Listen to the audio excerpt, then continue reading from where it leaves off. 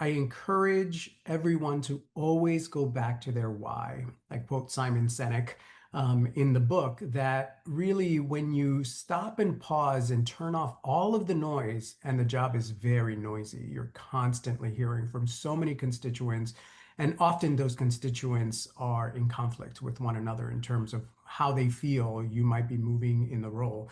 But going back to your why, you know, I speak to so many admission officers. All of them has an admission story or a high school counseling story, and so all of them are in the work because they are deeply touched by the work that admission officers do, and they want to change the lives of young people, and they care deeply about their institutions. And so I think going back to our why, I will tell you that's what's gotten me through this year. I know it's what's gotten a lot of us who work in the higher education ecosystem.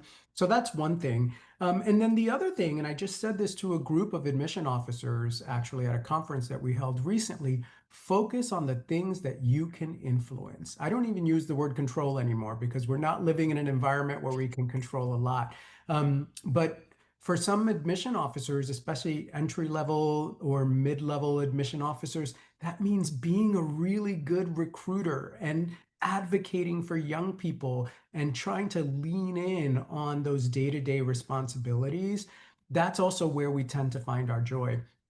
The other thing that I would suggest, especially for senior leaders, in the spirit of going back to your why, go back to campus and spend more time with students. Oftentimes in senior leadership roles, it's very easy to go a whole day, a whole week without actually sitting down and having a conversation with students because you're so busy. You're meeting with legal counsel and HR and all these offices that sometimes don't feel like they're very engaged with students.